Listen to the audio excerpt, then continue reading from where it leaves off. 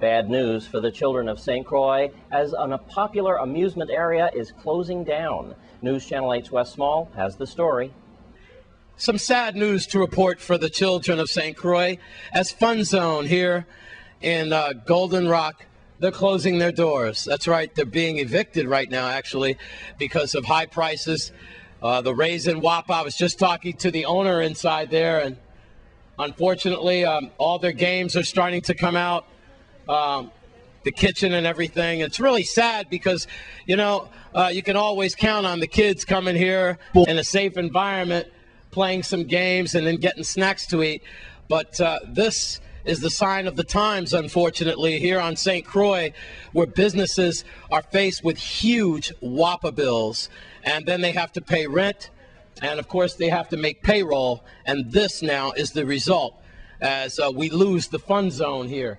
But the owners want to reassure the community that they will be up and running perhaps somewhere else in the near future.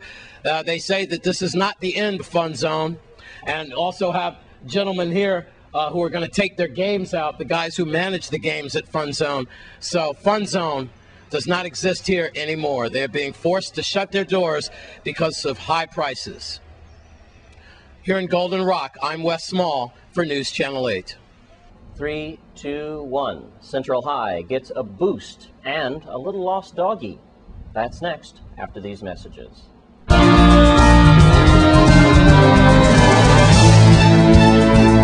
And now it's time for your Caribbean report.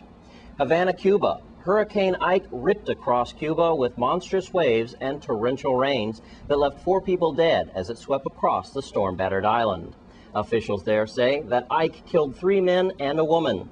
This relatively rare event in a country which prides itself on preparedness in facing down hurricanes. St. John's Antigua Chief Magistrate Keith Thorm has denied 3 fishermen bail who were charged with being in possession with 1,450 pounds of cannabis.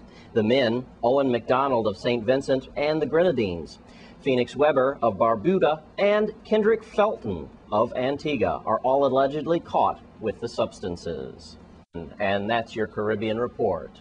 And the staff and students at St. Croix Central High School received a much-needed donation from Central High School's class of 1971 earlier today. News Channel 8's Wes Small has the details. Earlier today, we had a chance to see a wonderful donation to Central High School. Representing the 1971 graduating class of Central High, Miss Janice E. Sanderson.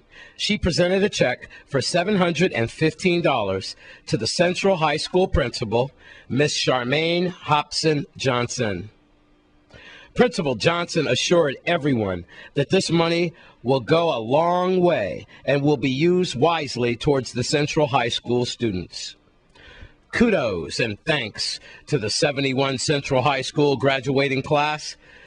We'd like everyone to follow in their footsteps and do the right thing for our public high school students. Congratulations to Miss Janice E. Sanderson and that $715 check. At the Central High School campus, I'm Wes Small for News Channel 8. We now need your help in finding out who this cute little doggy belongs to. News Channel 8 Wes Small has the story. I'm here at Island Animal Clinic, here with Dr. Hess and also Gianna, here at Five Corners, where we have this little guy who seems to be lost, and Dr. Hess is going to get into it. He has a computer chip in his neck. That's right. This little dog was found. It had been running around, and somebody rescued it and brought it in here, and we did a scan on this little guy, and we found that it has a little microchip in it. And the microchip is registered to a company. So we called the company to find out who this dog belonged to. And the dog was microchipped in Louisiana. But unfortunately, in Louisiana right now, communications don't exist in this particular area.